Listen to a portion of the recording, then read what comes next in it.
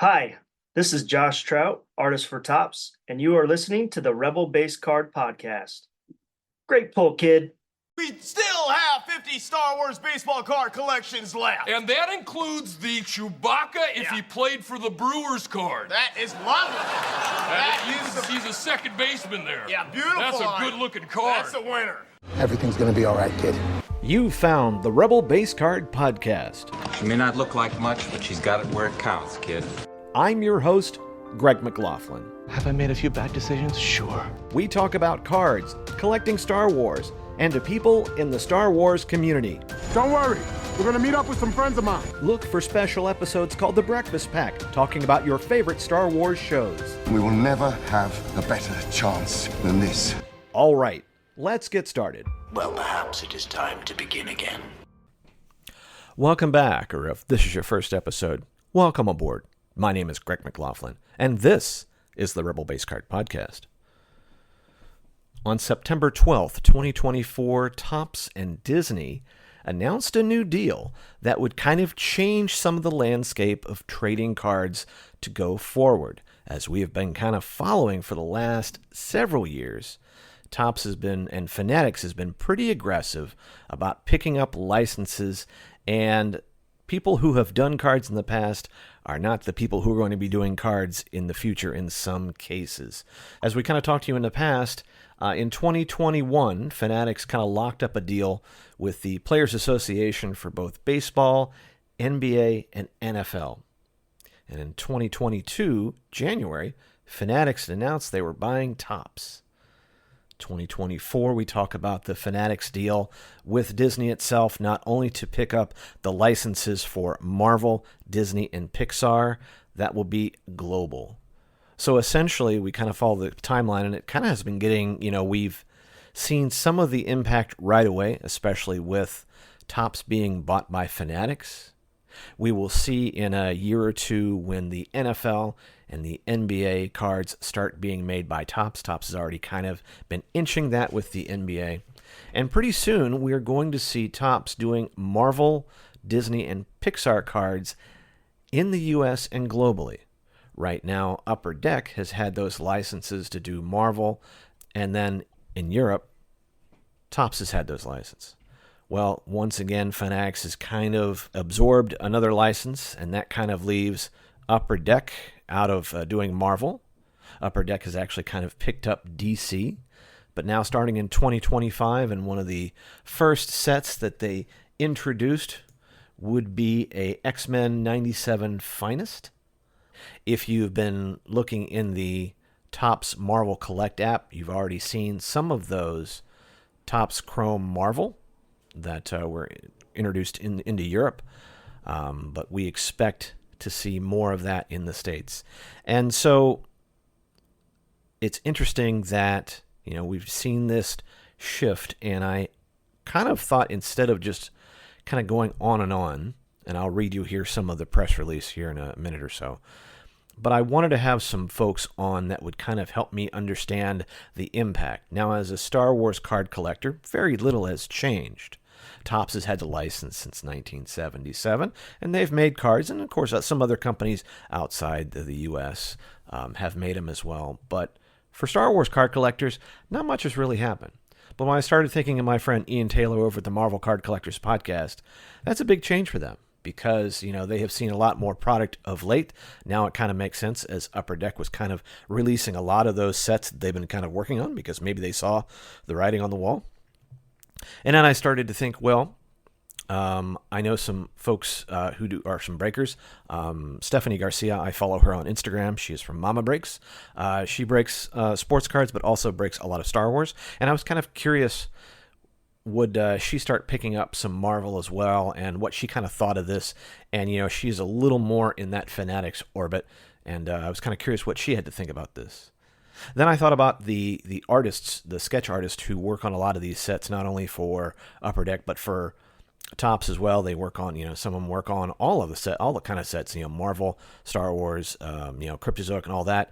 What kind of impact would that have? Because the payment compensation for artists in different companies, are not exactly the same. What would happen if more of these kind of happened under one roof? And would people kind of like come back, maybe who haven't done sets for a while or had kind of sworn it off, because as we know, Topps and Star Wars kind of changed the compensation for sketch artists that used to get APs. But for Star Wars, they kind of put the kibosh on that. So they changed the compensation. They rose it up a little bit. And some people had kind of bowed out, and some others, it's a very labor intensive and very stressful kind of job to produce a lot of that artwork on a short canvas in a short amount of time. And some do it for a while and they kind of step back, or maybe they do it full time and they need to do as many sets as possible. What would happen? What kind of impact would be on some of those as well? So in this, which would be part one of a two-parter, I had a chance to talk with Ian Taylor, Stephanie Garcia, and Michael Munshaw. And it's a nice long conversation. This will be this will be a little long one, and then we'll have a part two where I had a chance to talk with some more folks, and we'll make those introductions later on. But I think in this episode you will get a lot of good information, and I think a lot of what may affect people.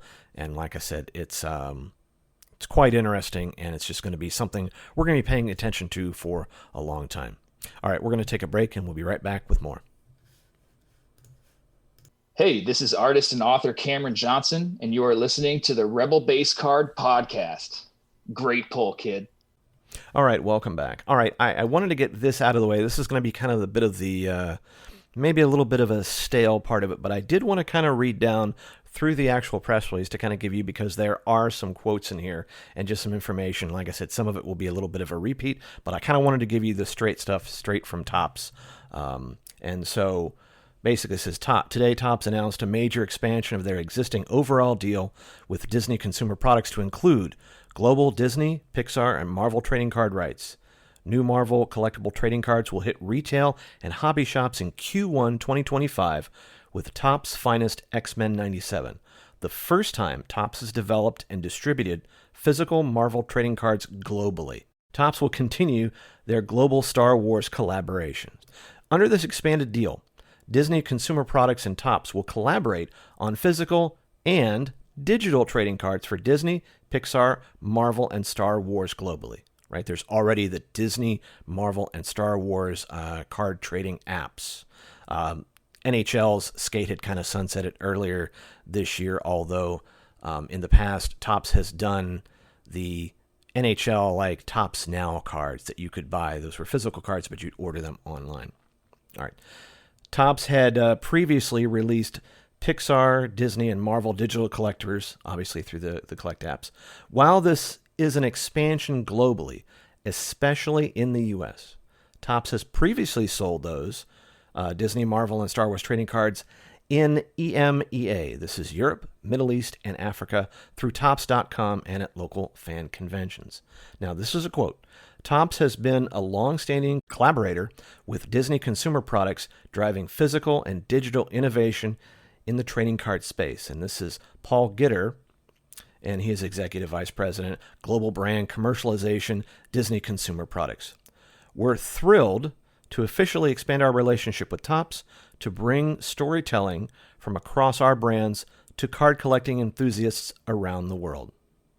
At Topps, here's another quote, we have a relentless focus on enhancing the fan experience, and this is a new expansion and extension that will help us continue to work with Disney Consumer Products to bring the best innovation in the hobby to collectors. And this is David Leiner, President of Trading Cards at Fanatics Collectibles. Following up on their long-term collaboration, Leiner noted that Topps has made Star Wars since 1977, the most recent being, of course, 2024 Chrome, released in August. So that is from the press release itself. So essentially, once again, Topps is going to start making physical cards for Disney, Pixar, Marvel in the U.S. and abroad, whereas in the past, they only had the rights to some of those outside of the U.S. And what's also interesting is that we kind of get I wouldn't say a confirmation, well, we kind of get a confirmation that more things will continue to happen in the Topps digital apps. And we've talked about Star Wars Card Trader in the past, and I've had some of those folks on. And I'm kind of excited on that note for them because, having both the license for physical and digital Disney as well as Marvel means some interesting, I think just kind of helps kind of pump some more gas into those apps as well.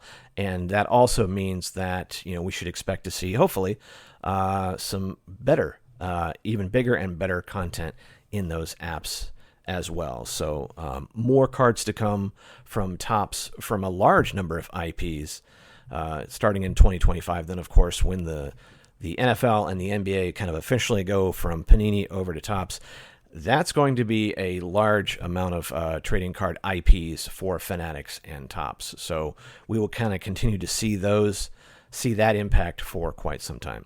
All right, I just kind of wanted to get through that. More to come right after this. Hi, this is Femi Taylor. I play Ula in Return of the Jedi, Jabba the Hutt's slave dancer.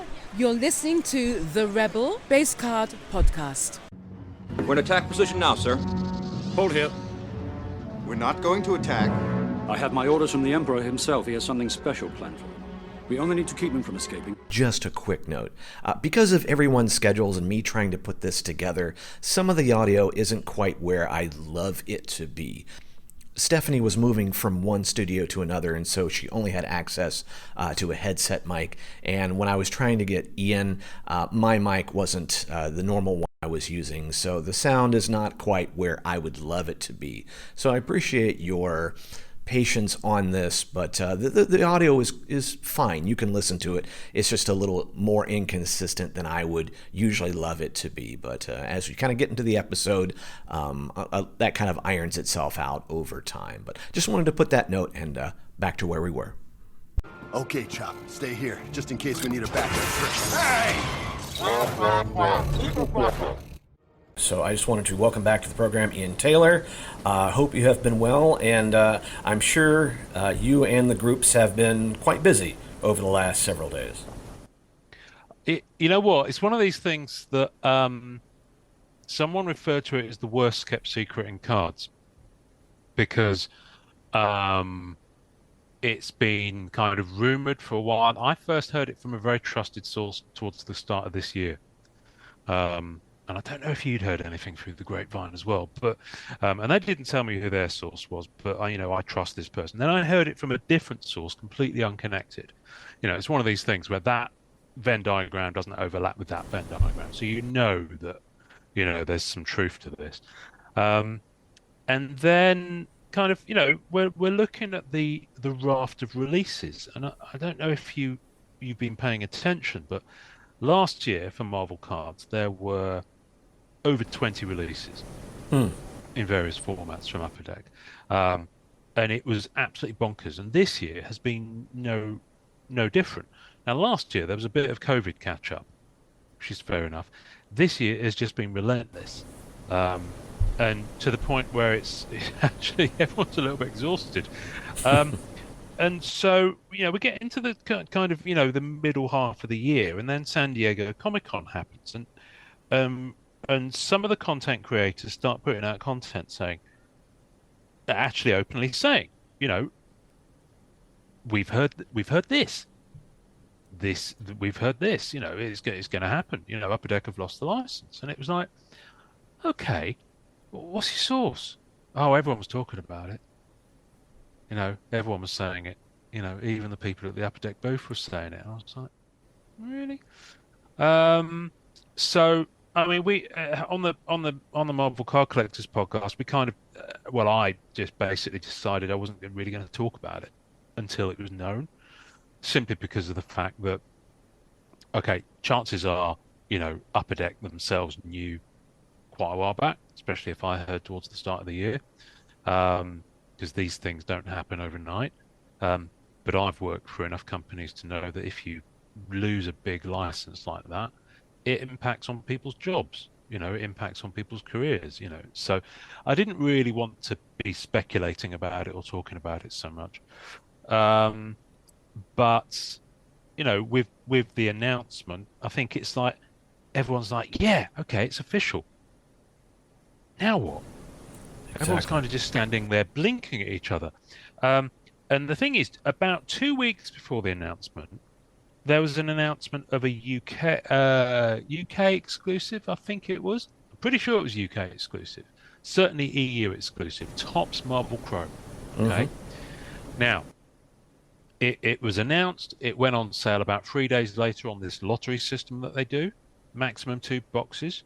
You put in your card details, and you get an email on the Saturday to tell whether or not you managed to get any or not. Wow. That was it. That was the way they did it. And I think they did a similar thing with the Disney release last year. And boxes of that were very quickly on eBay and moving for 600, 700, 800, when they've been sold at 200. This is pounds, by the way, so you can do the maths. And same thing happened with Marvel. I'm in a couple of UK groups that focus on sports.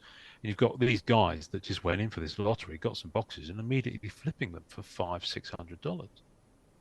No, £500-600. So it's more like $700-800, in some cases. So loads of people in the UK card scene very much going after it as a flip, because there aren't that many Marvel card collectors in the UK, because it's just not, Upper Deck's not had the license to distribute over here. Rittenhouse stuff came through, but it was all to comic stores and hobby shops and things like that. So it wasn't really to, kids. The only aspect in the UK that had that, and I am coming to a point in answering your question, was Panini. And they had Europe license for trading cards and stickers. So what this tells me is that, and again, this is speculation, but I've professionally encountered enough licensed properties to know this is probably how it works. I suspect that Panini's license for Europe ended before Upper Deck's. My understanding is that Upper Deck's for the US, Canada, and the territories they have, which I think they did some APAC territories as well, is end of 2024. So from Q1 2025, as you in your episode 165, was it? I think you were reading through the press release, and it said from Q1 2025, Fanatics are going to be releasing yada yada yada. So Upper Deck basically have got to the end of the year, but I think Panini, there's been nothing out from Panini in the UK this year. So much so, I was kind of thinking they've usually knocked out at least one sticker set by now. And there's been nothing. And then with Topps Chrome coming out in Europe first. So I think, that press release said that Fanatics, Topps, had the global deal, but I think it kicks in different territories at different times, depending on when the previous license for that territory ran out. So you've got an element of that going on. One thing I will say, just because I picked up on this when I heard you on the episode, I don't think Topps, I might be wrong, but I don't think Topps have done a trading card set in Europe for Marvel before. They have done a TCG. They did the Topps Match Attacks for Marvel. I'm going back sometime to the noughties now, maybe about 15 years ago. But I can't remember them ever doing a trading card. And that's the thing, because the two licenses are different. The TCG license, I don't know if Upper Deck are going to carry on doing their Legendary line, for example. Do Topps have that? Because I'm sure that's possibly a separate license. It wasn't mentioned in the press release.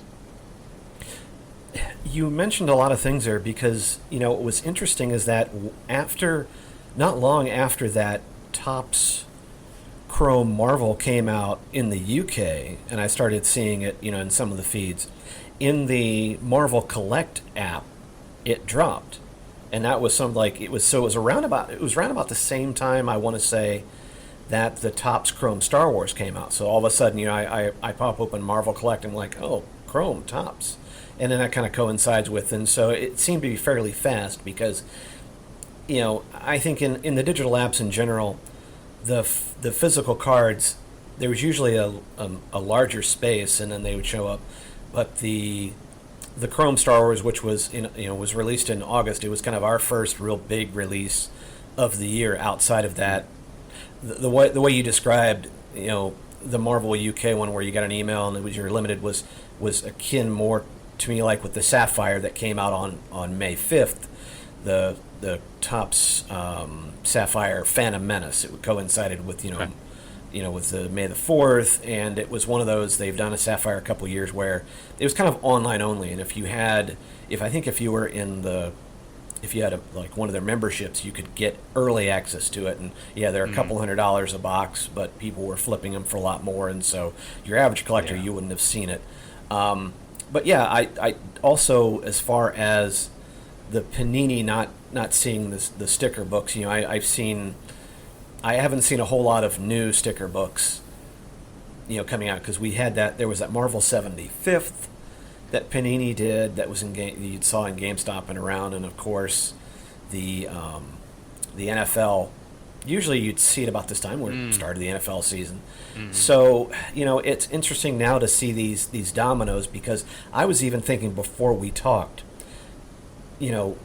Fanatics had kind of sewn up some agreements even before that they bought Topps, and so you have these dominoes fall. The Fanatics picks up these licenses, and now we're all under like, are they going to do their own cards? Are they going to buy a company? They buy Topps, and then now we know that in a couple more years, Panini is going to lose the NFL and the NBA license, and of course they have the digital apps to go along with those. But now you have this non-sport domino drop where, we don't really think of, like in the U.S., you don't really think about Europe or Africa or Asia releases of X, Y, and Z.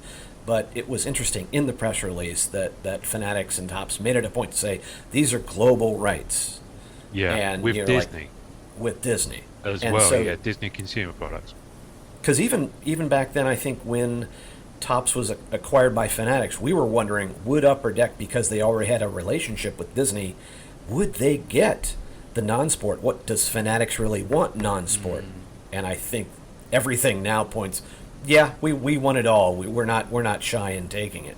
But it does bring to my next question. I know it's a lot to kind of go through, and I think you hit it right on when everybody's like, what does this mean? And like I said, it's a developing story. We're going to be talking about this for weeks and months ahead. But you can tell me, now, Marvel has these brands, much like, for one, it's like Skybox and Fleer and all those, which are owned by Upper Deck. So when Topps starts putting out, obviously their finest, some of that stuff stays with Upper Deck, like the brands, right? Those things, like, they don't.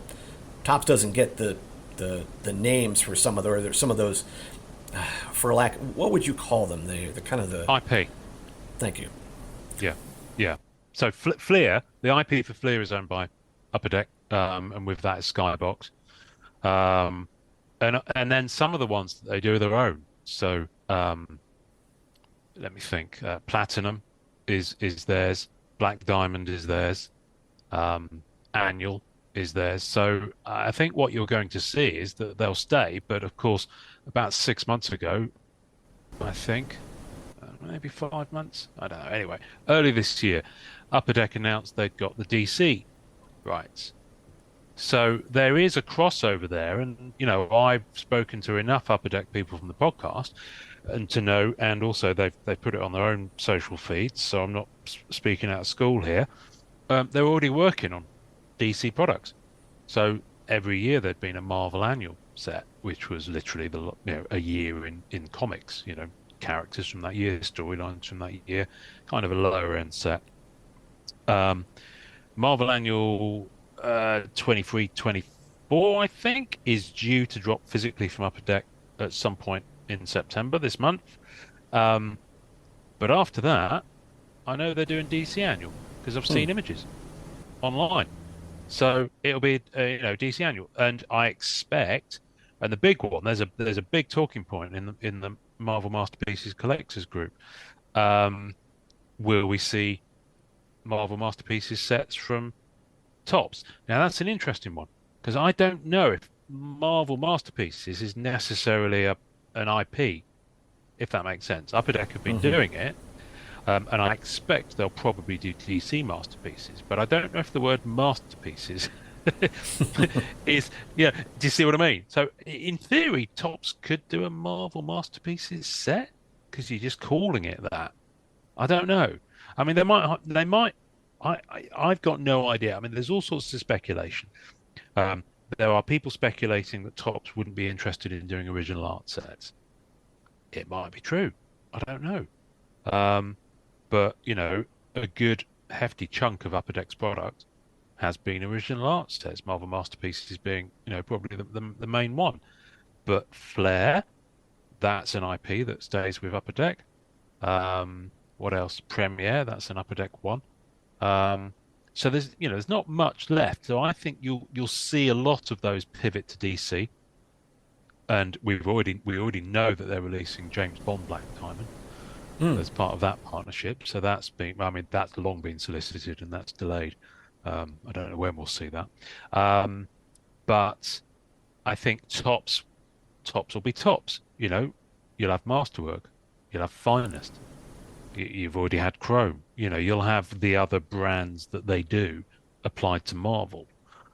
What they do, that's kind of, you know, maybe they will go living set again, which kind of Upper Deck's been doing with its Unbound for the past few years. I mean, they modelled it after the living set that Star Wars was doing, is my understanding. So, I don't know. Who knows? I think they're off to a banging start with the set they've announced, though. You know, X-Men 97. And that kind of makes sense because bringing the cartoon back, I mean, it has, now I'm a little older than to really kind of get into that X-Men 92, but you can't deny that its popularity, and you're right. Going in with, you know, X-Men 97 makes a lot of sense. We know that the X-Men are, you know, with you know, Deadpool, Wolverine, everybody's got some real pent-up demand for X-Men, and it's a good time and a good year for it. It's a sweet first product for the US market, for the domestic, the home market, as I call it, because, you know, it's all Americana at the end of the day.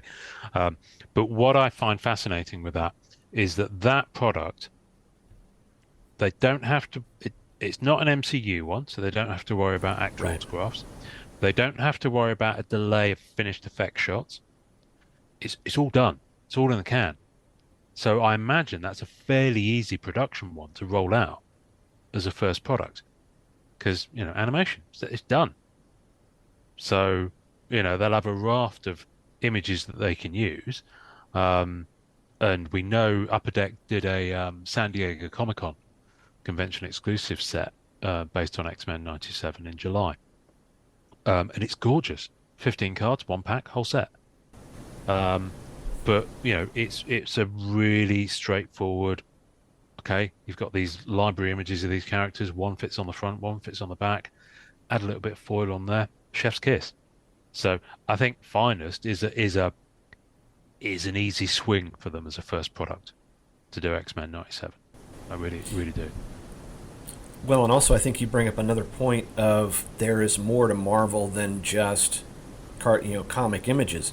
You have the MCU, and it might play well to Topps that they're not coming out, the movies are not coming out, and shows are not coming out at the clip they were 2 or 3 years ago, and so you're going to see a slower set of releases, so it's going to probably, you know, although there'll be a delay, because what you're talking about, you know, finish shots and so forth, you're going to pick up the MCU things, as well as, you know, I think by going in with Finest, right, you can say, oh, well, we have Marvel Chrome that already happened in the UK, so they'll probably do that again. Everybody's Chrome nuts. But, you know, with Finest, with High Tech, I like the when you said Master, you know, Masterwork, because that's a known brand for Star Wars. And so, I could see that. But it brings into, not only do you have the comic images, but you have the MCU, and if you're going to get into original art with masterpieces, or at least your take on it, and how much you want to put into that. And then let me throw something else at, now that you have obviously grown, you know, you had Garbage Pail Kids, you still have the license, I think, for Mars Attack, it's yours. Will Topps be expanding its hierarchy and, you know, units for non-sport And will they start? Because now are you going to be? You have another IP, and although we've seen a slowdown in Star Wars, are we gonna? This is going to be like Disney Plus, but the card version where it's like boom, boom, boom. You've got releases on top of each other. Is it just going to make it saturated? Yeah, I mean, listen, I'm very excited by the prospect of a wide vision set for some of the Marvel movies. I think that would be a gorgeous thing to see. Do they still make any wide vision products? Only 4. No, the only thing you've seen it is in the Star Wars last year with the flagship, and it's funny you mention it because they had those box topper type things, was it? Yeah, there was inside the jumbo boxes. They had a wide vision card, and it was more than wide vision. This thing was oversized. It was big. Yeah. And just recently, a friend of mine, Peter, sent me over a thing that Costco actually had a box of Star Wars Chrome that it was getting. It was like a $40 box, and they were going to include a like an oversized card in there. And so all of a sudden, where you had blasters that were showing up in GameStop, now you've got these kind of jumbo blasters that are showing up in Costco, unless some speculators have gobbled them up, like I've heard. But it's of all the places you're seeing some non-traditional places for trading cards for sure. When I go to Costco and I pick up bulk items, I'm like, okay, I guess. Throw it in a shopping cart. Maybe the wife won't see it as it's going through. And hey, just don't worry. We're going to get our $1.50 hot dog. Don't worry about that box of Star Wars cards in there. But yeah, I would. It's amazing that I think we went through a big wide vision way back. Like in the mid '90s to through Revenge of the Sith, and there was now whenever they do wide vision, it's mainly they'll sell it as like a set, but it's not that often. I'm with you. But it would be really nice because I think some of these movies would really cater to it, but maybe it's the process, maybe the expense. People don't like the non-traditional size. It's hard to say. But it's something that when you start, with a new license, you should put all this stuff on the table. And like whereas with Upper Deck, you had these established, you got kind of in a pattern of these type of releases with the annual and all this. There's a new game out there, and why not take some chances? So for a Marvel collector like yourself, it should kind of spark, because you have talked about, all right, I've got to liquidate this, or I'm kind of reducing down to this. If you're a Marvel collector, you go, there's something new out there. How do you feel about, not you're going to be seeing the Topps logo on stuff and not seeing the Upper Deck on it? It's a difficult one. To be honest with you, I have been. There's 2 parts to this. As I mentioned, we've had so many releases on the Marvel side. I'm knackered. Even with my PC character, I'm absolutely battered from it. I kind of need a break, in all honesty. And the interesting thing is, I've heard a few people say this. This provides an off ramp to have a little pause. And I think that's important, because I think there have been some excellent sets released in the last year, 18 months, that haven't had the room to breathe. And so I think you'll find that some collectors will take a little pause and will go back and reappreciate that and just consolidate and use the Upper Deck license end as a stop point, if you like. Mm-hmm. The other aspect to that is that Upper Deck have the ePack platform. So... Right. Which is physical product online. Now, Topps don't have that. They have their digital apps that you mentioned. I'm very much a physical card guy. I'm not into the digital cards at all. It's not my bag. I know you dig it, but if I can't hold it, what's the point? But then there's the part of me where my collecting is that I'm focusing much more on quality over quantity. So rather than have this base set or this base set, I might just pick one element from a set that I like and just collect that. Prime example, Simone Bianchi did 10 cards in the recent Marvel Flair set. And so I focused on getting those, and if you got all 10 of them on ePack, you got an achievement card, which was an 11th piece of Simone Bianchi work, all done exclusively original art for that set. That's me done for Flair. Just that little element of it, because I like that artist. So I kind of need to see what's on the table. There's one element of Topps Chrome, for example, that's tempting me, but at the moment it's as volatile as heck. You know, people are opening stuff, throwing it out there at the most ridiculous prices and seeing what sticks. Because a lot of it goes back to the fact that a lot of the people who've bought this up on the UK side aren't Marvel collectors. Right. They're buying it up to open and sell, or to sell sealed.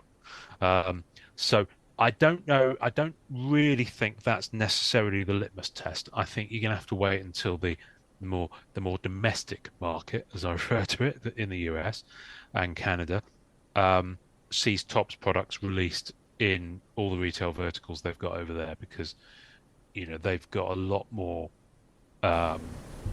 physical distribution reach than Upper Deck had. So it's a different dynamic for getting hold of the cards, and how that translates and how it's going to look and how that transition is going to work for a lot of people who do buy and collect the sets. And then, of course, there's the other aspect. People might just stick with Upper Deck and buy something else, like DC. Who knows? Wait and see. Yeah, I know. Someone that we've talked to, Rodney Roberts, who does a lot. He loves doing, he's done some work for Marvel, and but he has done some Batman, and I remember reaching you got to be excited, because prospective if they start picking this up and soliciting. I think it's also, like you said, it's a new property that some artists who maybe have either missed out or they didn't get a chance or they didn't have the time for it to go, you know what, new IP, this could be fun. Or maybe, for example, talking to Michael Munshaw, who's done his share of just about every set, I think it would be kind of exciting to try something new, or going, you know what, let me put my foot back in the water and play here. And that could also be good for collectors, because I think at the end of the day, we want to continue to see as much original art in there, because you don't just want to see copies of what you saw in the comic books. I'm like, if I want the comic books, I'll buy them. I don't mind celebrating pivotal moments, or this thing, or that reminds me, or the great comic cuts, which I love that Upper Deck did with Marvel. But get a fresh take and get some original 101s. I tell you what I am excited about on the DC side of things. I do the Marvel Card Collectors podcast. Marvel is everywhere. He says, holding up a copy of Spider-Man magazine issue 4 from 1996. That's me. That being said, Sandman is a DC property. So I would absolutely love to see a Sandman Metal Universe, or a Fleer Ultra Sandman set with original art, premium stock, PMGs of Sandman characters, or even PMGs of some of the DC movie stuff. I mean, who wouldn't love a retro Batman 89 set from Upper Deck with PMGs, jambalayas, some really nice foil effects. I mean, that's the thing. I don't yet know how big a breadth this is, because is it just DC Comics? Is it going to include any of the movie properties at all? Because it's a deal with Warner Brothers, and Upper Deck have existing relations with Upper Deck. They've done a Matrix TCG. And they've done some other Warner Brothers properties over the last few years. So clearly that's a growing connection they've got there. James Gunn's new Superman film. Will it see an Upper Deck set? Who knows? So there's this. It's exciting. I think there's enough. I think there's enough meat on the bone there for Upper Deck to be like, okay, yeah, we've had a little bit of a body blow, but look what we've got here. We've got some exciting stuff coming up for you kids. Keep spending your money this way. Agreed. Plus it's online with the e-pack. So, I know how easy that is to buy. Well, and just lastly, to kind of cover all the bases, and like I said, and this is something that you and your crew over at the Marvel Card Collectors Podcast will be chewing on for quite some time. EPAC did come out with an announcement that did say, hey, look, it's your Marvel cards aren't going anywhere. Yes, we won't be selling any more of them. But, there was some concern there because, yes, it is physical. It does work with ComC. So if EPAC is kind of like they mix in the digital with the physical when you're buying packs and all this. But, are you kind of having to talk some people down as far as, no, it's not going away. It's just that particular property is not going to be there new stuff is not going to be there going forward, but all the stuff that you have, and I have some Marvel and EPAC, is not going anywhere. No. I mean, they've sent the email out saying you can still store it there, you can still trade it there, you can still export the physical cards to ComC to have them shipped home or to sell them on ComC. The one thing in that list of things that it had was it didn't say, and we spotted this, we did a live episode yesterday where we were talking about it for the first time. It doesn't say you can still buy. Now, obviously, they're not going to have new products coming out, but there's still inventory on there. There's still a Falcon and Winter Soldier set on there. Fleer Ultra Wolverine's just come out on there. Marvel Flair's still on there. Fleer Ultra Avengers. There's still quite a lot of Marvel product on the site. So that's older product. Will Upper Deck stop selling that altogether after the 31st of December 2024? Or because I can't believe they would just dump all that older stock. Well, it's interesting because just today, as I'm recording this on the 16th, they did start marking some of the product down in price, whether it's 25% or whether it's 50%. So it's a possibility that they have to sell out, or they would just say, look, get rid of their inventory. But there's still a significant amount. Yeah. They've been running sales on and off for about 3 or 4 months now, literally every week, 2 weeks. So, I think we spoke to someone recently who said that, coupled with the fact that one of the recent physical releases didn't have EPAC odds on the checklist, coupled with the fact that there was nothing solicited, coupled with the fact that loads of retailers apparently had Fanatics reps saying, we've got a brand new comics IP coming up, we're really excited about it. Do you see what I mean? There was enough, whispers coming from all different parts of the jungle to know that, something was going to happen. And the sales have been one of those things. I don't know. I mean, I can't see them selling everything out. But the thing that does worry me is that, albeit some of the products are, that base cards are digital. You get 5 digital based as an example in one product, and you can get an exclusive physical EPAC parallel, so a different color foil or whatever like that, and you can have that shipped home to you. But there are still an enormous number of physical cards in those packs that you open online. And they all exist. They're all at the ComC warehouse in Washington, where all the fulfillment happens. So is a great big skip going to be put outside, or a shredder, or are they going to be buried in the desert, ET cartridge style? I mean, what's going to happen to all these cards if they can't indeed sell them after a certain point? So, yeah, I mean, I'd hate to think about some of the stuff, some of the more limited numbered stuff, some of the printing plates, some of the sketches that might never see the light of day. I mean, it doesn't bear thinking about. It actually makes bits of my body fluctuate in a way I don't want. So, yeah, who knows? But, as with all things, time will tell. Have you had a chance, and maybe because it's still too recent, have you had a chance to talk to any of your contacts over at Upper Deck, whether or not they are staying put, whether they're going? Because one of the things I love about your show is that you have a really good relationship with Upper Deck, and they've been on, and they have done some really interesting things. They've really, tried to expand, with different kinds of inserts. I'm wondering about those folks. My understanding is all of the people we've been speaking to aren't going anywhere. because they're all busily beavering away on DC products. And of course, they work across other IP that the company does. I haven't spoken to anyone on the record about the news that was announced on the 12th of September. That's probably the fairest way I can say that at the moment. Fair enough. And so how does this kind of impact the show as far as, a lot of times you schedule chats out way in advance, or, you get your group together. Have you kind of started maybe to plot out, all right, we do know there's at least there's a release in the first quarter, but as far as in just the time we've had, a lot of different moving parts to this. Have you started thinking about should I focus a show just on this or that or that?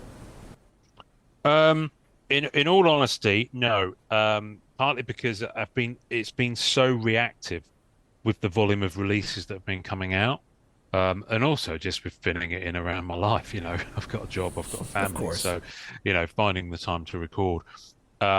But yeah, there's been so much to keep up with. I mean, one of the things that I've always tried to do, certainly for the first 3 years of the show, is because we're in year 5 now. Good grief. I was a young man when I started this. I had hair like you. I tried to mix the old and the new. So we were interviewing people who were working on Skybox stuff in the 90s. We were interviewing people who worked at Marvel in the 90s. We were interviewing people who worked on the new sets. We were talking to Joe Jusko, Greg Hildebrand, Bill Sienkiewicz, people like that, as well as covering the new stuff that was going on. But because there's been so much happening, so much product coming down the pipe, it's kind of all been about new stuff. So what I'm hoping to do is just, obviously, I'm gonna hope to carry on talking about the new releases from Topps. I'm hoping that things will calm down a bit and they won't be throwing out 12 sets in Q1, which has kind of been what the last quarter's been for Upper Deck. And I think it would be nice just to take a pause and maybe do a couple of set retrospectives, look at some sets that maybe got released and were quickly superseded, because there's literally been one every 2 weeks for the last 3 months. And just have a moment and look at that. But also, like we like to talk to collectors. And we like to have people on who aren't artists, who aren't Upper Deck, who aren't Just Goes or Hildebrands, and just get their experiences as well. And kind of talk about themes that are going on in the hobby. I guess it's kind of the stuff that you do. So, in terms of planning it out in advance, it's more about playing around with the format at the moment. Because the content, there's no shortage of content to talk about. True. There's so many things that I could cover in a show. So a lot of it is very organic and just reactive to what do you feel like talking about today? And we've started doing these episodes called Lazy River, where we literally we just set out without a course and just let the conversation take us. We've done 2 of those now. Be amazed at the stuff you cover. So it's fun like that. So yeah, obviously, as this matures, there'll probably be ideas and things, and hopefully we'll get to speak to the folk at Upper Deck about this more on the record, whatever they're able to say, and get some stuff on record. But in terms of the oral history of the hobby, which has always kind of been what I've been trying to capture, there's plenty of meat on the bone there. Yeah, that's the second time I've used that metaphor this episode. Well, and unfortunately, we'll have to keep it at that because I know that we're going to have to get you back because, like I said, it's kind of a story in development. But I think it's important to make note of it because, these things affect our hobby, and it's interesting because the same way we kind of talk about how do we have to start kind of keeping tabs on Disney's corporate earnings because does that affect the amount of Star Wars TV shows or the amount of Marvel movies? And so a company's health and these licenses and these IPs kind of going back and forth, they're not privately owned. They're corporations, and players go in and out, and we're just trying to kind of find our place in it. But it is good that we have, that's kind of the nice thing the podcast group community has, is that we can reach out to other folks and go, I think I understand what this means, but what happens, now all of a sudden, we were on two sides of two different companies, and now it's like, welcome to Tops, Ian. And now you'll be looking at Tops, like, okay, now we're all in the same boat. But what does that have? And what happens in 2 years when they have all of it? And will eventually, will it become too big? Or will there, so it's, yeah, you're right. Not only is there not a lack of content. The thing is, I know we're wrapping up here, but the thing is, you've always had Tops. You've only had Tops. Right. Marvel has been one of those people that kind of has multiple partners along the years, and she's about to change to another dance partner. Is the way I like to think of it. So yeah, you've been fortunate in that you've just had the one. It's been lucky to have that since '77, and it's interesting that they put that in the press release, right? Their long-term collaboration. Learn that Topps has made Star Wars cards since 1977, and of course the most recent being the Star Wars Chrome. But with the, with the digital apps, with all this, there's more aspects. And what's interesting, and once again, I have tried for 5 years and failed miserably to get you to look at some of the apps, but I like seeing when the physical cards make their way into the app. And I was working on Marvel Chrome, where they had their base set, and there was a silver set and a blue one, and good looking ones. And for someone like myself who doesn't have a vested interest in the physical aspect yet, or just it's sort of nice, like okay, I can kind of do this, and there's no coin out of pocket, or unless I want to spend in the app, but it is nice to kind of see them, and you can kind of see a little bit of the front and back. It's an interesting marriage. It's just a little bit of what, but it didn't have the marketplace that ePack does. And so, hopefully one of these companies will kind of figure out this marriage of, like, could we get, if I buy something physical, could it translate to something in the app? Or if I buy enough, or if I get enough, if I mold enough in the app, or meld enough in the app, could it produce a physical that I could get later, just like they kind of do in ePack? There's these things where you'd love to cherry pick some of these aspects and go, as a collector, that would make nice, because what do I have in my hand, almost 24/7, is my smartphone.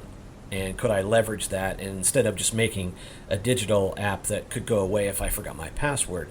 Yeah. Could that be that marriage where now I can chase something that, that someone liked to call an NFT at one point, but everybody realized, like, no, that's not it. But at any rate. But yeah, just something, give me something. I like to collect. I like this particular IP. Make it interesting for me, and don't just keep giving me the same stuff, or, make it, take advantage of these new agreements, and maybe shake things up so that, we have a new dance partner, but how's the music, right? I don't know. I'll work on that metaphor in the off season. Yeah, show me some new moves. Yeah, show me some new moves. All right. And so people can find the Marvel Card Collectors Podcast and kind of keep up on this developing story. Where can they find you and all the crew? Well, the easiest thing to do is just Google at the MCC Pod, and you will find us. That's our Instagram. That's our Facebook. That's our.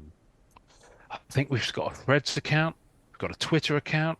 Not that we use it much, but most of the action these days is between YouTube and Spotify is now, because Anchor's been bought by Spotify. So that's right. Audio still comes out, even though we tend to record and release them as videos as well now. And we're just starting to get into doing live shows, but there'll always be an audio format of whatever episode there is. Nice. Well, Ian, I appreciate you coming on and giving us some context of what's going on, and I hope to have you back soon when we can talk with, continue to talk about this and talk about how we collect and how are we collecting now.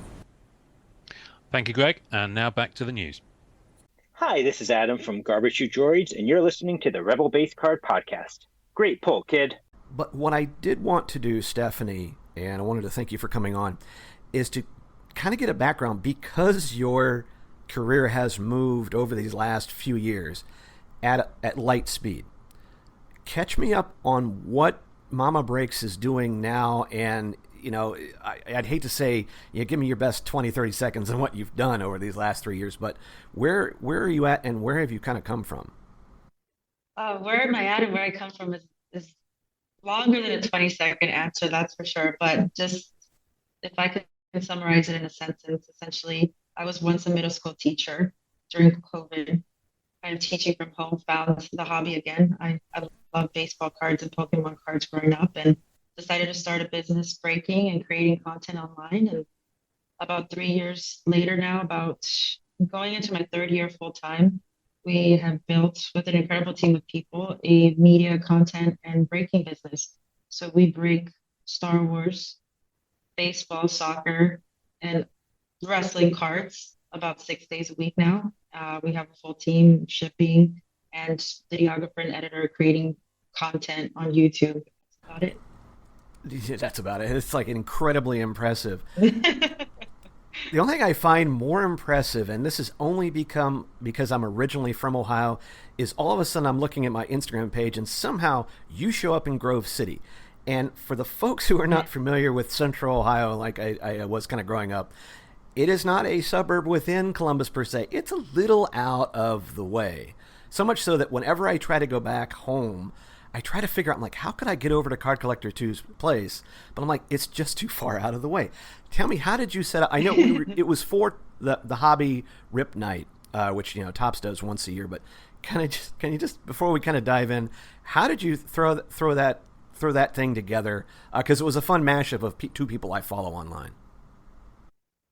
It's definitely all Ryan's idea. So Ryan is someone who I've looked to from the very beginning, who's inspired me, who I believe is a pioneer in the space and really has shown what's possible when you build a business, especially around content and social media, and what that can do for your business and what that can do for your brand. So I made it a point to meet him, one of the first people to meet once I decided to pursue this full time after teaching. And ever since then, we've been really great friends, and I've considered him as some kind of a mentor, I think. And this has been a long time coming. We finally decided to get together, and he invited me out for a hobby rip night, and we had a really great time putting on some pretty incredible giveaways and a good time for his community. I thought the Grove City, Ohio community was very genuine and kind, and I had a really great time just enjoying cards with everyone. So I'm really excited about the content that we're putting together for that too. So that's really cool. And telling and coming from someone who grew up in rural Ohio, where you're not near a big city, to have a lot of these local card shows and card shops, and having to travel an hour at least to get into, whether it was for a convention or to go to like a specific shop, it's really something when you guys can bring this out to an area that I'm sure you're like, wow, you're kind of expanding the hobby, but also kind of going, you cannot kind of help expand the reach, but also kind of get people excited, because for the most part, and I think you would agree, if it's not in your local Target or Walmart, and you may not have them in your community, you may have to travel a half hour to get to one of those two some of these cards, and like there's Pokemon cards everywhere, but as far as like sports cards or blasters, which something we could kind of take for granted, is not really prevalent for a lot of folks. Yeah, absolutely. I think Ryan does a really great job of bringing as much as he can of really high quality card shop to a small city. I think I talked to him about that. I would love to see him venture out into a bigger city too. I think he'd really succeed, but I think what he's built there is really special. I really enjoyed my time there. Oh, that's great. So you heard the news the other day. This is, as we're talking, it's a little bit past the announcement, but as some of these players, now Upper Decks has had the license for Marvel for a while. They've had, in the U.S. All of a sudden, a shift happens. Like we went through this when Fanatics back in 2021 locked up the deal with the NFL and the NBA, and then we're all wondering, I'm like, are they going to do their own cards? Are they going to buy a company? And all of a sudden, in 2022, they buy Topps. Some of these agreements are still out, right? We don't get the NFL and NBA per se with Topps, we would assume, until 2025 and 2026. So there's been these tent poles that have happened, but now all of a sudden, boom, a large IP license moves from one company to another. What kind of impact or what kind of reaction did you have initially? And does it kind of get your head to start scrambling? All right, how does this affect me? And where do I go from here? Absolutely. I mean, both affected me in both aspects. I just think the first thing that came to mind was definitely Michael Rubin coming out with the phrase of 10xing the hobby when he first bought Topps, and that's what kind of their mission is, and bringing athletes and bringing in more marketing to it is a lot of buzzwords that they use. But I think one thing that was missing is how do you 10x the hobby, and you get cards of things that people are very interested in. Disney is a huge IP, Marvel is a huge IP, and to think that we have one company making product for it that's not necessarily marketing inclined, that's not necessarily breaking inclined, which they believe is also going to grow the hobby. I just think it's their first real big action to doing that, and I'm very excited to see Fanatics and Topps have the global licensing. I think what they've done in the past couple of years with just baseball alone have really grown baseball cards. I think I saw the last of the non-Fanatics era when I started trying to break baseball cards versus breaking baseball cards today is completely different. To say that there's been growth is an understatement. It's been a lot of growth, a lot of great innovation. I just expect them to bring that to Disney now, to Marvel, and I'm excited. I mean, growing up loving Star Wars and Marvel myself and Disney, I think that's something that I have really built my brand around, especially Star Wars. It's been very fun for me, and business-wise, it's exactly what I came to mind is I got to double down. I have to grow and be a part of that. So I'm very excited to continue growing our brand in Marvel, in Disney, and continue being one of the top Star Wars breakers for sure. And I know that with Star Wars, it's a foray into, like, there is sports and non-sports. And although you probably have some crossover, you've got different groups. Could you kind of talk about when you're breaking Star Wars as opposed to when you're breaking, sports? Do you have to come at it a little differently? Are there some of the same people, or is it just like, I got to put my Star Wars hat on now, or I got to put on my baseball hat? Can you talk about doing what you do for the different IPs and different groups? Absolutely. I think that's a great question. And I think a part of my success has been kind of treating them the same, really having a deep perspective in both, and trying to figure out how to make them complement each other. I think there's a lot of great things that sports breakers do that not a lot of non-sport breakers were doing, and kind of trying to bring that aspect of things to breaking Star Wars. So I think one thing that's been really successful for me is bringing in team breaks for Star Wars cards, bringing in letter breaks for Star Wars cards, kind of what we do for like sports like Good Wins and Upper Deck and stuff like that. So I think some really great parts of like Star Wars breaks that I brought to baseball is just focusing more on the fandom than it is just the actual, what I'm going to say is like the actual chase of it. So bringing in trivia, bringing in the focus on memories, bringing in the focus on having a good time and being entertaining during the stream. I think they're both. I think personally, I'm exactly the same for both, and I've been having a really great time just trying to figure out the best of both worlds and bringing them to both worlds. Can you give me an example? Because I know I deal with a lot of casual collectors as far as like how a break goes down. If they're tuning in and you're breaking some Star Wars Chrome, what are they kind of expecting, or how are you trying to bring it all down? Let's kind of just go through it real fast as far as what's going on. Absolutely. So, for example, a 24 Star Wars Chrome break, it has 8 hobby boxes in a sealed case. So the aggregate pricing for an entire case would be whatever the market value is for a single box times 8. So let's say, I'm terrible at numbers off the top of my head like this, but let's say a full case aggregately priced at market value is like $3,000.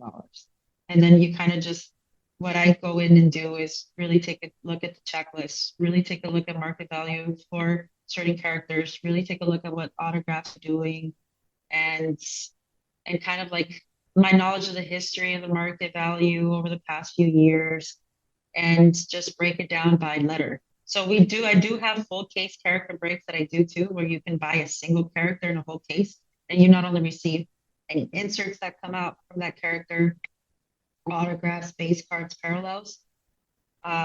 We also do letter breaks where you get when you own a letter, you own the character who starts with that first letter. I know I said that's so weird, but essentially, if you get the A spot, you get all the Ahsoka Tanos, you get all the Anakin Skywalkers, and so on and so forth. So you have some pretty great spots, right? You have D, you own all the Darth Vaders, you own all the Darth Mauls in the case, you own all the Deidre Meros, even the smaller characters. And then we just kind of, everybody grabs a spot. Again, aggregately priced based on strength of checklist, based on strength of character. We just, once all the spots are filled up, we watch the whole case get ripped together in line. And then, you said something with as far as the market. Let's go back to Marvel, which I would say, they apparently now it makes sense that they were really moving a lot of product because it looks like they were going to be losing the license. When now you have a major IP go over to Topps, Fanatics, how do you kind of gauge what the market value is? Or is it something where, in some cases, maybe you're reactive, maybe they're able to kind of give you some information, but as far as like what I think at least is nice is that we know that Finest X-Men 97 will be the first release in Q25. How are you going to approach that so that you're either not overpaying for it or overthinking what the market is wanting to do with it? I think that's a risk that we always take, especially as breakers. We definitely have to take risks on product, and it's not something that ever gets easy, but I think just I would base it on other X-Men sets that maybe Upper Deck has done. But again, there's always that risk because you really don't know. It's not the same thing. It's not comparable. And I would really compare it to what the Marvel Chrome is doing, because I think we're already starting to see some differences there. So I think it's a combination of both. You can't really ever guess it. As breakers, we take losses on products all the time. It's nothing new, but it's part of it being new. So I think I've experienced that a lot with Star Wars too, being that like this ultra modern craze of top Star Wars cards has really just gained popularity in the past few years, starting with 21 Galaxy Chrome. I've seen the fluctuation of several products throughout these past 3 years. So even something like 24 Chrome, I expected it to be good, but I didn't expect it to be that good. So, it's just, you never really know. You never really know how the market's gonna react. You just kind of try your best. I think there's so many different factors that come into play with it. It's too much to explain. I think being first of its kind, finest is definitely a factor that you have to consider. I think coming off that really amazing show, the Disney Plus show, is another fact to consider. It was really popular. As my generation fan of that show growing up and watching that as an adult now and loving that series, plus the design, I guess all I have to really see is the strength of checklist. And that's where I'm going to decide whether to take a big position or not, or be worried about it. So at the end of the day, it's all those things. Do you feel that on the Fanatic side or on the top side that they don't just have Star Wars. They do have Garbage Pail Kids. They have the license, I think, for Mars Attacks, but now they're bringing in Marvel, Disney, and Pixar. Have they given any indication to you, or are you picking up any indication that the inside infrastructure as far as non-sport, right? Because now you may be dealing with different contact points. Do you feel like there might be expanding, or that are you concerned with a consistency that, well, I can get this product, it's easier for me to get this product, but I'm having a little trouble here? Do you feel like they're going to grow to bring all that in? Obviously, there'll be some growing pains, but are you getting any indication that they're building within the infrastructure to handle these extra IPs and all the things that goes about in releasing cards? Absolutely. I've been pleasantly surprised to see how much they've grown in just Star Wars cards alone, and the focus on the IPs and the focus on getting experts behind the product, the focus on growing the teams. I think Fanatics did a really great job when they come in and putting the right people in the right places in charge of the right IP. So I think Star Wars alone is a really great place to start. Just look at how Star Wars has grown just in the past couple of years. This last Star Wars Chrome product was amazing. I didn't expect the new hyperspace product that's coming out this year or the Chrome product to be anything short of amazing as well. So I think I've gotten a lot of feedback from them, and I've gotten a lot of them reach out to me and other Star Wars breakers and other Star Wars community members to really try to get our point of view and the collector point of view. So I think they're doing a really great job of asking questions and taking feedback. So I do expect them to take that to Marvel and Disney as well. So I'm really excited. I think it's in the right hands. Excellent. And as far as I know that, recently with the Burbank card show, you had, Ian McKesson on as sort of a feature artist.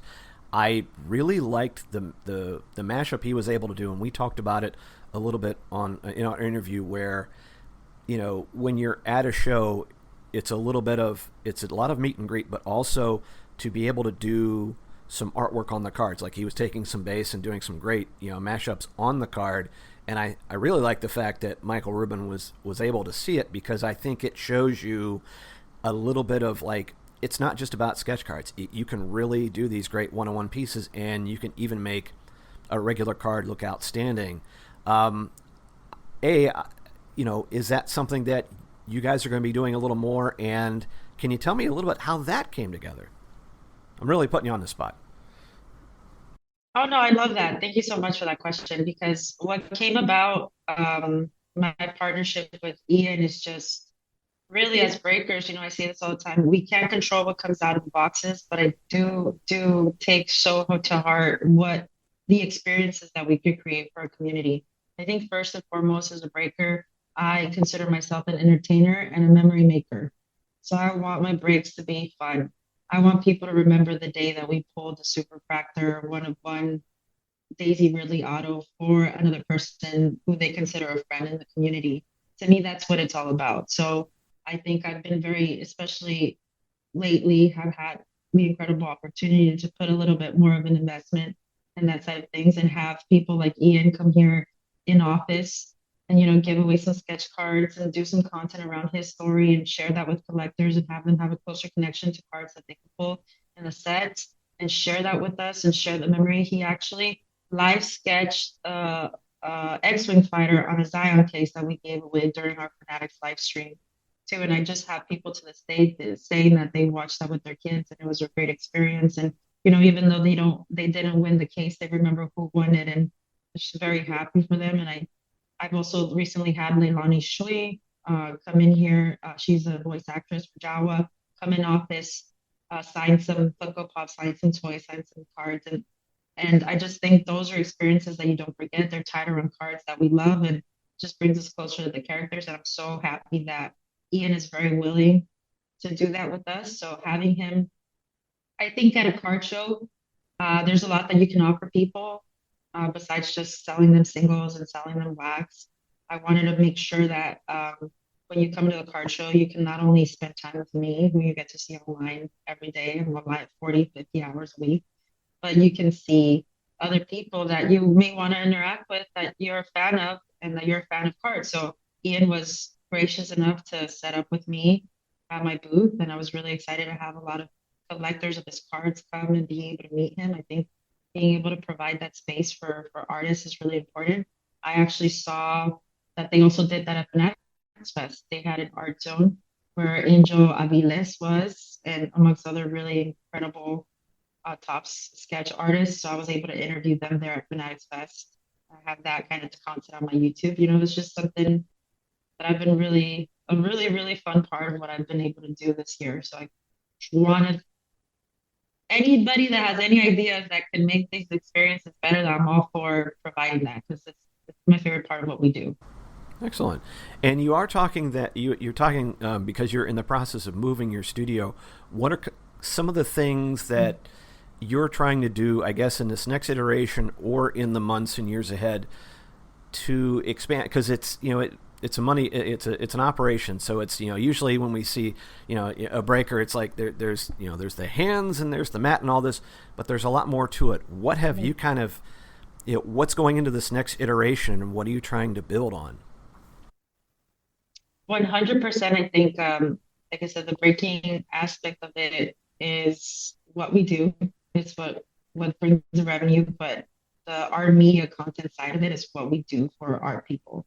I'm very excited to build a content studio finally and churn out more content than we ever have before. And that's on the agenda for next year. Having breaking close to 24 hours a day as much as we can, having a non-sport channel all our own, and just really focusing on bringing really great people that are going to provide great experiences for our community. That's in a nutshell what we're trying to do here. And that's our goal. And having fun. And I know one of the things when I was in Cleveland at the National that, it was, you went back in that one room and you saw the Whatnot LED screen wall, the Breakers Bowl, and it was something where, on one hand, you go, this is where the hobby is going. It's huge, and it's something that you have to kind of have been there to see it, to believe it. But it also does kind of show you, and I'm sure, you're looking at going, all right, there's 1,000 people that are wanting to try to do what I'm going to try to do. So to differentiate myself, to get that down, I'm sure that is great, but also probably puts a little bit of pressure on yourself to go, all right, gang, we got to keep it going to keep this train on the tracks. Absolutely. I mean, that was a sight to see, right? I mean, I think my first reaction was, wow, this is completely turned into something that I never believed would be this 3 years ago when I started. My intention when I started breaking was just kind of to do it on the weekends and to see how much the industry has grown in such a short amount of time. I know you mentioned, thank you again. I didn't say thank you for your kind words about my growth in the last 3 years. I just feel like it's really paralleled the growth of the industry and the growth of breaking in general. I've just been lucky enough to ride this wave. And I just think that it's really, really crazy to think, but I do truly believe that we're just starting to scratch the surface of what breaking can become. I think one thing I think about a lot is just the amount of people that we have watching us on a regular basis. I would say it was like maybe 60 per stream, not a lot right now. I don't imagine that number I don't imagine it being wild that we 10x that number in 5 years, which is incredible to think.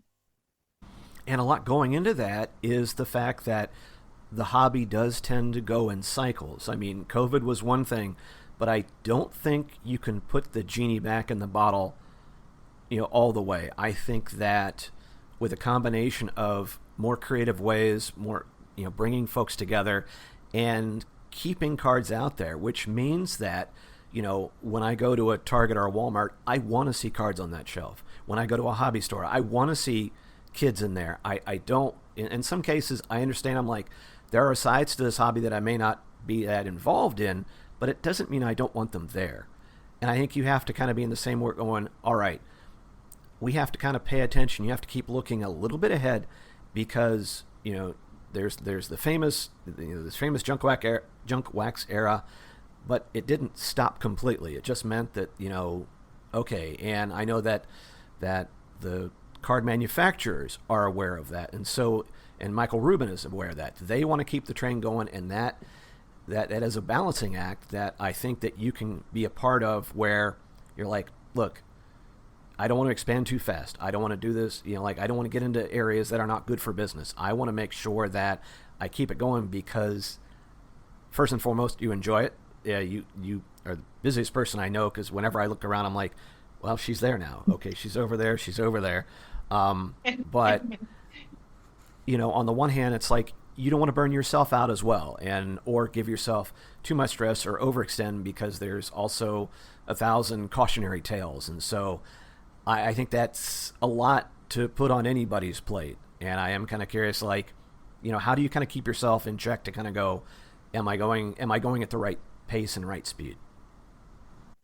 Absolutely. That's an incredible question. A great question I think about almost daily. And I think it's true to not just this industry and this business, but any industry and business. It's always I try to ground myself.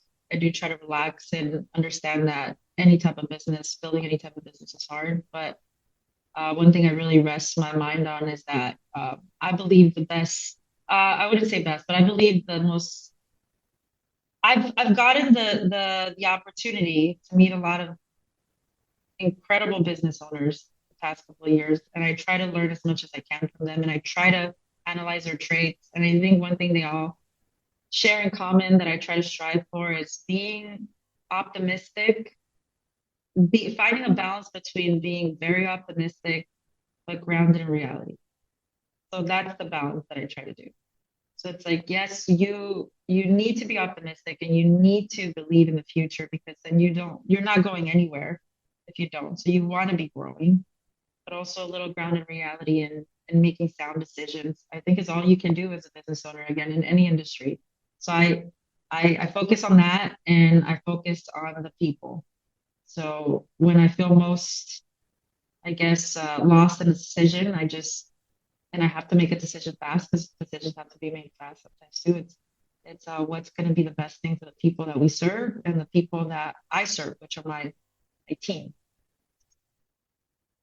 And just to kind of bring this to a close, I just want to say thank you again for your time. What are some cards that in some of these, maybe these new IPs or like whether it's a Marvel, whether it's Disney or Pixar, what's a card that you go, I can't wait until I see this character or this person on a card? Is there something you're just like, yeah, give me that superfractor or atomic refractor of this person, because this just might have to stay in my PC? I mean, there's a ton. I'm very happy, kind of sad that Upper Deck is losing license, because I do love Marvel Upper Deck product. I have enjoyed it quietly for the past few years.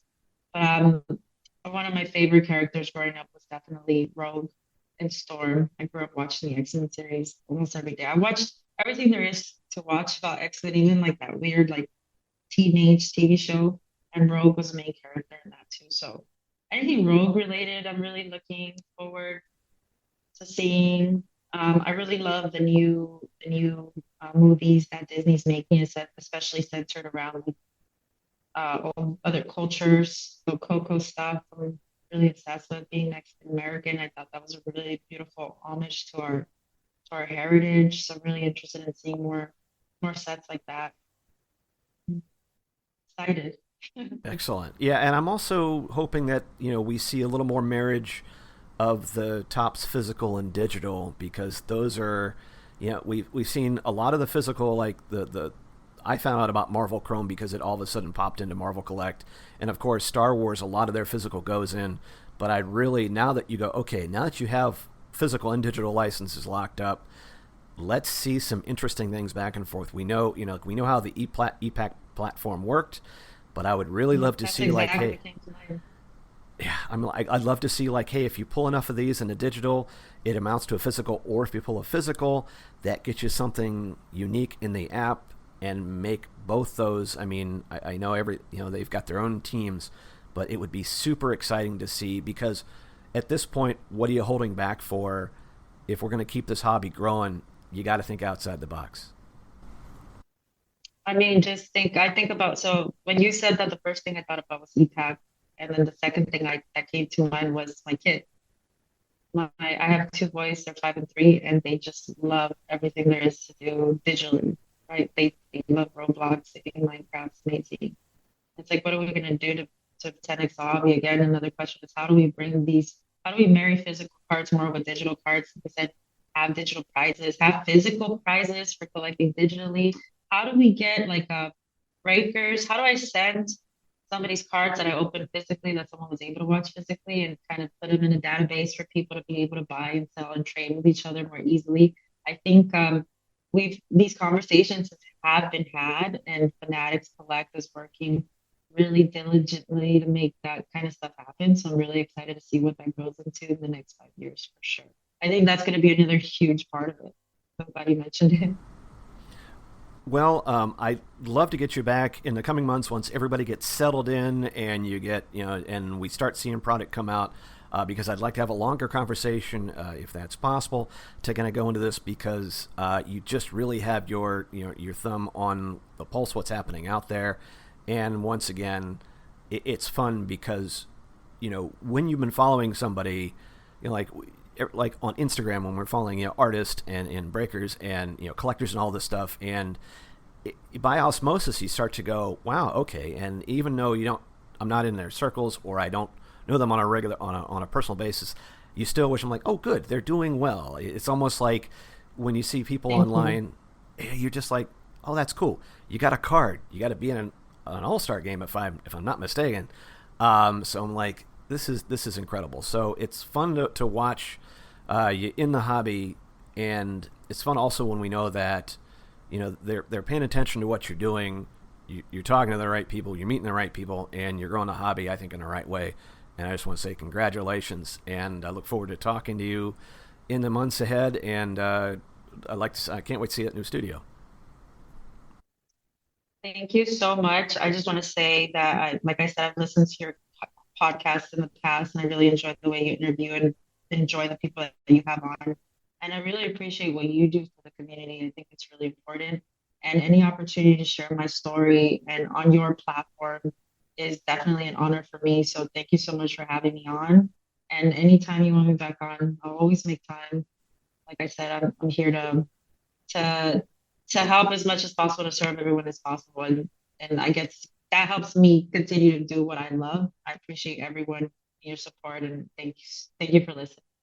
This is Rodney Roberts, a.k.a. The Art Nerd. With 2 R's in the word nerd. And also of Meanwhile the Podcast. And you're listening to the Rebel Base Card Podcast. Great pull, kid. So it was, a pretty much average week. And then Disney or Topps dropped that kind of bombshell. So I started after I kind of was like, all right. And I, found there was a Fanatics. It was one of those I was about, I'm like, I just don't want to like a lot of these places are just doing a press release. I'm like, I can get a press release.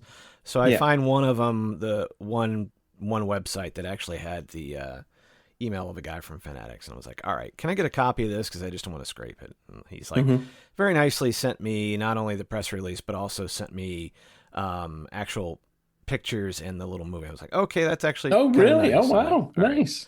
I'm going to pocket that for later. And I would say it's my own darn fault for not really keeping those fires at Topps Physical as warm as I do on the Topps Digital side, which I have a little better relationship with. But I was like, okay, I'm just going to, it actually was a good excuse to kind of like move around, like kind of go around the horn and say, all right, I talked to Ian, although I don't have anything set up yet. And I talked to a couple other folks, the Stephanie who does that Mamabreaks. She's a pretty big breaker. And I actually had talked to Ian McKesson, who was at the Burbank Card Show. I think he was their guest. So I was like, okay, at any rate, and I threw something in the show, but I was like, all right, let me see if I can do this. Let me see if I can remember what I went to school for. So let's put this diploma to use. So what I was thinking was, this kind of impacts a bunch of different people. So I'm like, all right, so maybe what I'll do is I'll reach out to an artist like yourself who's actually done work for both. Yeah. I'll see if I can't get Ian at some point, sort of a collector. And of course, the Marvel cards are more their bag. And then get the breaker, because I think someone like her would probably have to learn some of the product, or at least, see how cross-interested in, and then maybe I'll try to swing another artist or somebody else. I'm like, all right, I'll slap this together. We'll do, it doesn't have to be full length, but maybe, 10, however long it makes sense.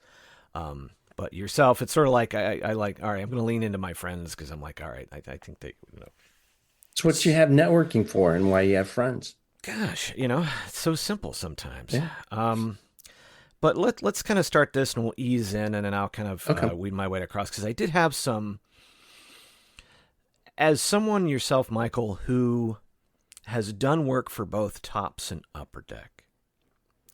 One of them I was thinking is like, well, there is a thing about competition, right? I mean, the more people that are doing things, more competition, generally that's good for a marketplace. However, you're talking about two different main IPs. I'll leave Disney out of this just for a second, but as far as like Marvel and Star Wars cards, two different IPs, two different audiences. But for someone like yourself who has done work on both sides, when you kind of heard the news and it was still relatively fresh, what kind of things are going through your mind? First of all was like, what will happen with the relationships that I built with Upper Deck? I still would like to do business with them. I've done, have worked on other properties besides Marvel for Upper Deck. So I would certainly like to continue that and to see that continue. So hopefully, that relationship will continue and we'll still do work. And then when I found out that they got DC Comics, I was like, oh, that would be a fun thing to do, add that to my bucket list. I did do a DC card set with Cryptozoic, but I would certainly like to do one with Upper Deck. I think that would be something I could add that to my little bullet list there, that I was able to do that. And then the second thing is the Topps group going to translate over to the Marvel group? Right. So I don't know, are they going to be two different distinct divisions? And the art directors that I work with now on the Star Wars cards, are they just going to stay over in that realm? And the work that I've done with Topps on Star Wars really has zero impact on whether I would be invited to a Marvel job over on Topps? Or is there going to be cross-pollination and they are going to say, okay, we have this group of artists, we have this group of emails of people we know that we can count on to do work for us. Let's invite them to the Marvel. Or are they going to start from scratch? We just don't know, so there's a lot of unknowns with it, but, hopefully I have, and a bunch of us have, good reputations with Fanatics / Topps, and they know that we have done work previously on the Marvel property, that they would, send out invitations for us. How did you feel that, how were there differences in the workflow prior to the announcement, or was there that much difference? Obviously there really hasn't been that much difference since the announcement or when you first heard the rumors, come San Diego Comic-Con was when I first really started to hear them and wonder, okay, is something really going to happen? But I have noticed no difference on either side whatsoever. The biggest change on the Topps end was their being purchased by Fanatics, and then them going through the Fanatics change. And now we have Fanatics emails that we work with. They have an automated system for us for the contracts, and they're becoming much more streamlined on their end on how they handle the business aspects of it. That's the change that I have seen. But the actual announcement and the changing of the IP, I haven't noticed anything on either end of the companies. I am curious, as far as in the past, or in the Upper Deck sets you worked in the Top sets you worked in, were the workflows really that different? No, it's the same. I can't, you still need to do your scans, still have to submit your scans. They gain approval. You still have to have your APs approved by either company. So there's really no difference in the workflows with either company. With the Marvel cards that you have done and let's say some of the sets. Now, as someone who is a little more versed on the Star Wars than Marvel, I know that I wouldn't expect, I know that Upper Deck, they acquired, Skybox and Fleer and the names like that. I don't see those. I see those as being owned by Upper Deck. So in which case, I would almost expect that the cards, much like the Marvel Chrome that came out in the UK, you would probably see Marvel cards done under existing brands by Topps. Does that change in any way how you would attack a particular set? I know that, maybe in the past there's different styles that might you say, if this is a Fleer Ultra, or if this is a Skybox this, or if this is a Masterpiece is that, I go about it differently. are those kind of the, do they translate over to what could be, or even have you even thought about that? I hadn't thought about it until you brought it up now. And I guess that my approach isn't really going to change regardless if in fact, I do get an invite from Topps, in that I look at when I get a project, I look at what it is as the subject matter, not whether is it going to be chromed or is it going to be platinumed or is it going to be this or masterworks, but what's the theme? And then I try to make sure that those cards fit within the theme. So when I was doing Marvel projects with Upper Deck, I'm just making stuff up now, but no, I won't now. Now that I think about it, Avengers versus X-Men, I worked on that one. So, I took my cards, I divided them in half. I did half Avengers, half X-Men. And so then my approach was, it is Avengers versus X-Men. So have them half Avengers, half X-Men. The Avengers all face to the left, the X-Men all face to the right. And so then if somebody got two of the different cards, they could line them up to each other and the characters would be facing one another. So Avengers versus X-Men. So I approached it more that way of a subject matter. And then the same thing is with Topps and Star Wars. I know when we did a Mandalorian set, the entire universe was open to you to use. I chose not to do that. I chose to stay within the Mandalorian universe with the cards that I drew for the Mandalorian set. And then the same thing with the Obi-Wan. So those specific sets, I tried to stay within that storyline or within those characters. It's only with Masterworks or Chrome or Galaxy that they open up the whole universe, that then I would expand and go, okay, so who do I just feel like drawing within the Star Wars universe? So if they said, hey, we're doing a Marvel Chrome, I'm not going to really change my approach as I would if it was Upper Deck Platinum. So right. I'm kind of curious because, I tend to kind of think of Disney and Pixar kind of being one and the same since they were, since they started doing stuff together a long time ago. But I am kind of curious because I don't know if we've seen that much Disney or Pixar product out there. Man, maybe that's something they're looking to do as we have come to find that the superfractors, these one-on-one variants, and on the Marvel side, it was kind of the PMGs. Do you kind of, I hate to say wet your chops a little bit, but do you feel that like this might be something to kind of see if I can get on the list as well, or do either of those two properties kind of interest you as far as like, what, I haven't done any of that. I wouldn't mind taking a shot as well.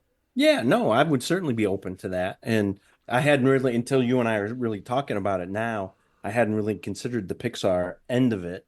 And as to whether they would use original art or sketch cards for a set like that. When I first originally saw it, I just assumed they would be using stills and shots from the movies to create that card set. But, if they want original art or if they want sketch cards, I would certainly be open to that and taking a look at that. So, yeah, now that you bring it up, that does kind of open up a whole can within Fanatics as to how far they want to go with all the different IPs with that. Have you done any kind of Disney type work? I mean, not necessarily maybe an official product, but just sort of sketching out. I mean, a lot of times, everybody's got their sketchbooks. Oh, yeah. No, I've done commissions before where people have asked for a Mickey Mouse or Donald Duck type of a thing. Also, to move it over to the Upper Deck end of it, it was a couple of years ago, the Upper Deck did a Space Jam set. And I worked on that, and that was drawing all the cartoon characters. You couldn't draw the basketball players, but you could draw the cartoon characters. So Bugs Bunny, Donald Duck, and that entire universe within there. So I have done stuff like that. So yeah, it would be interesting to, expand your horizons. I'm always looking, at least as an artist, you want to try different things. You want to challenge yourself in different ways. And hey, can I do this? Or what can my style bring to this particular property? You had kind of mentioned before that you were kind of curious about the personnel, and I think also I'm curious about either personnel that are, from the Upper Deck side, who I kind of thought in listening to the Marvel Card Collectors podcast and when Ian would talk to Upper Deck and all the kind of things that they were kind of bringing into it to kind of breathe some life into some of the inserts, because I think sometimes you can get kind of in a rut. But it was kind of interesting as far as like, would they stay and continue to work on Upper Deck properties, or would you see, some of them maybe be brought over to work on, and some of the things that I am really kind of curious about is both companies had more than one property to begin with.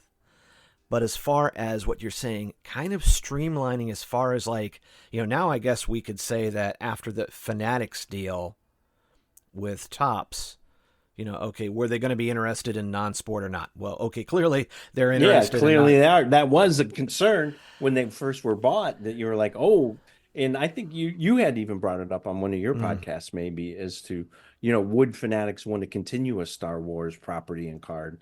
And you guys had kind of come to the conclusion that it was a profitable IP for a card, and that you thought that they would continue it. But yeah, you're right. That even came up when, during their merger.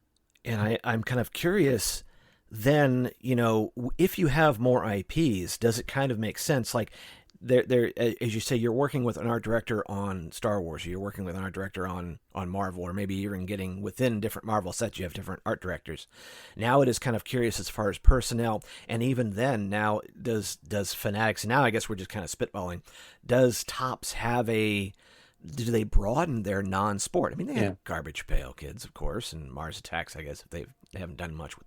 But now it's like, do you see them, I wouldn't say consolidating, but more formalizing the process, especially for artists, and in which case compensation as well, because there is a difference between compensation currently with Upper Deck and with Topps, and even within IPs. And so it'll be kind of really curious to see how that structure, an artist like yourself may never know a difference, but I would love to see the veil pulled back and see how are they going to organize to best, to make sure, I guess, just like Disney Plus, like, releases, how do they schedule releases?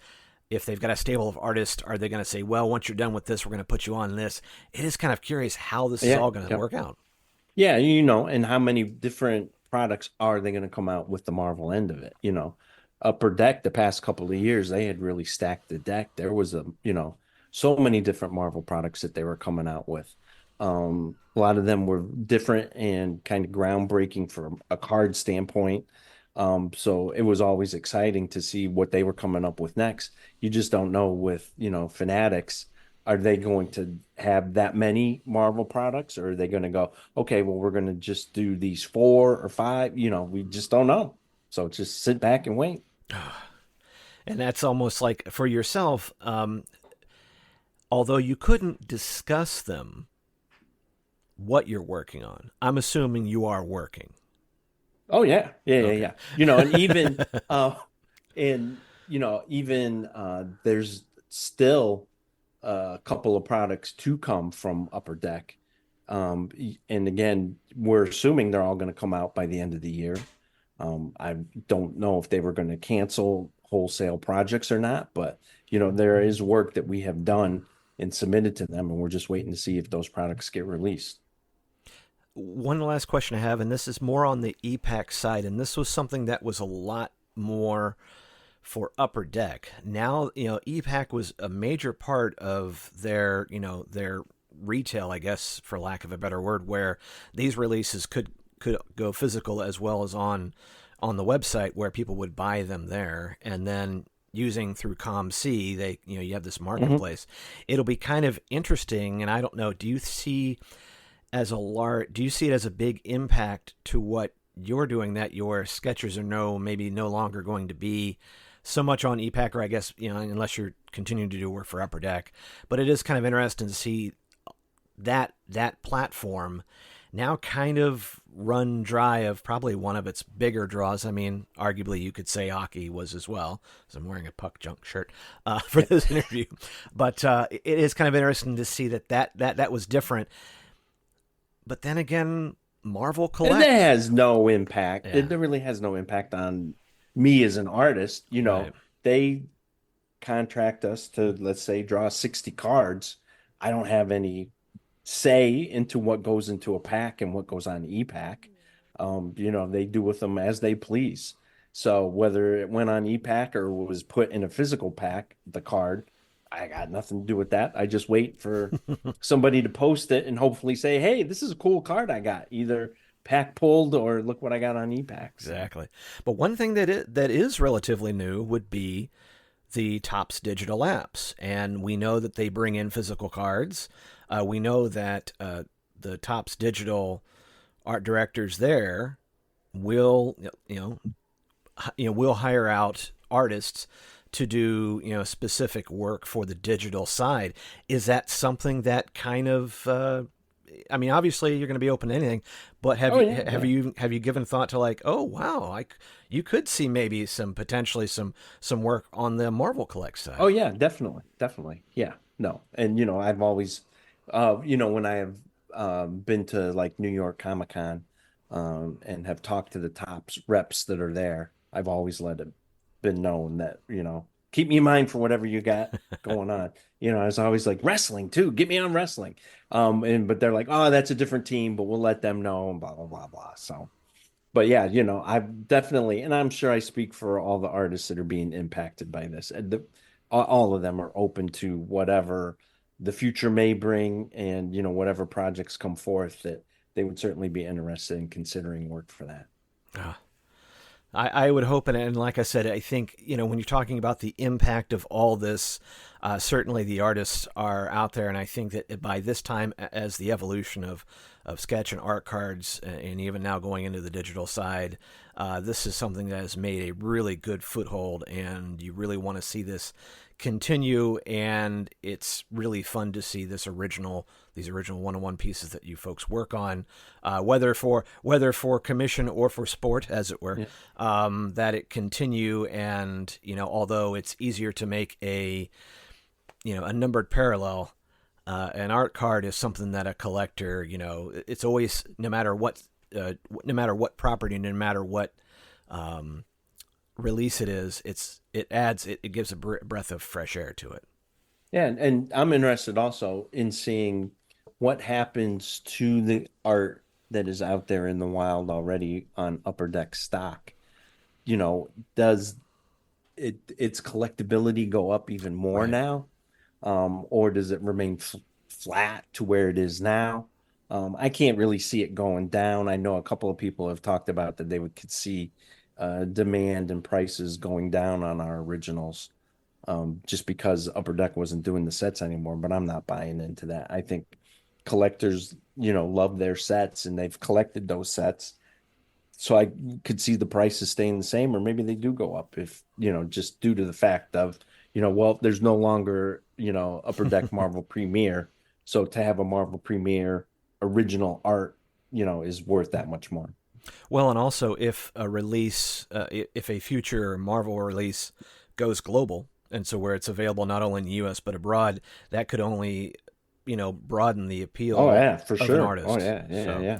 Well, before I let you go, any shows that you got upcoming, or is it start? Baltimore Comic-Con is That's next right. weekend. You had said that you might come out, but I guess that's not happening since you didn't say that. But yeah, so next week is Baltimore, so looking forward to the Baltimore show.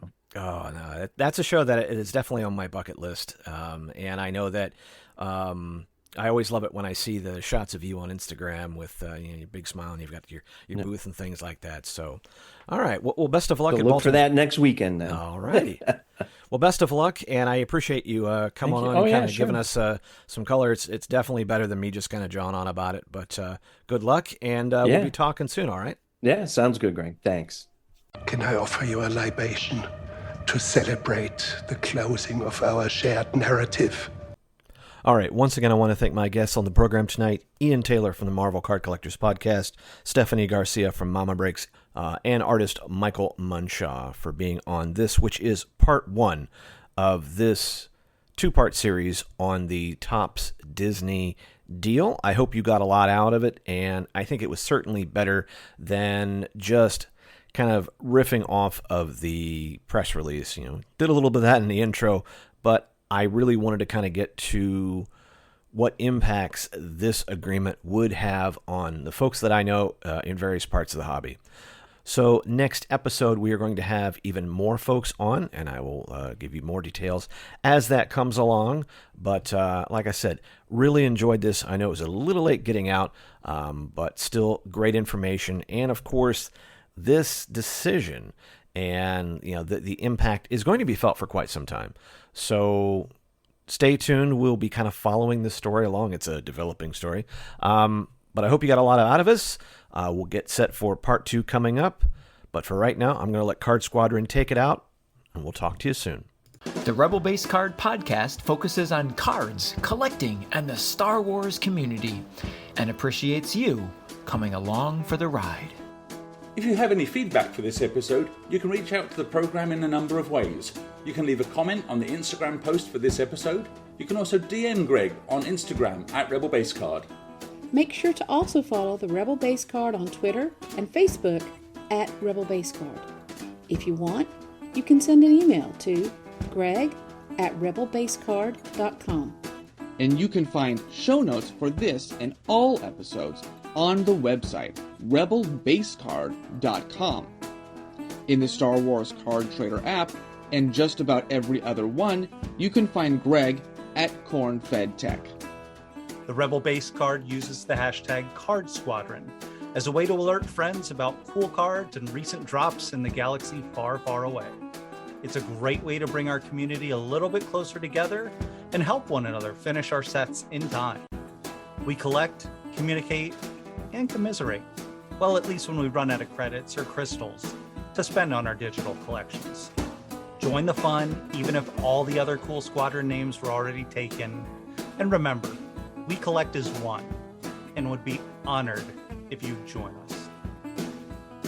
And if you are a sketch card artist, or Star Wars artist or collector, cosplayer, and want to talk about your work, your craft or passion, drop Greg a line. I'm sure he'd love to hear your story. You can also help the show by leaving a comment or review on Apple Podcasts, or wherever you got this episode. Otherwise, the mission is clear. Keep those cards out of the hands of the Empire, and the Rebel Base Card will return soon. This podcast is not affiliated in any way with Topps, Disney, or Star Wars, nor is it endorsed by Disney or Lucasfilm, and is intended for entertainment and informational purposes only. All names and sounds and any other related items are properties of their respective trademarks and or copyright holders here in the U.S. and abroad. The official Star Wars website can be found at www.starwars.com. That's it.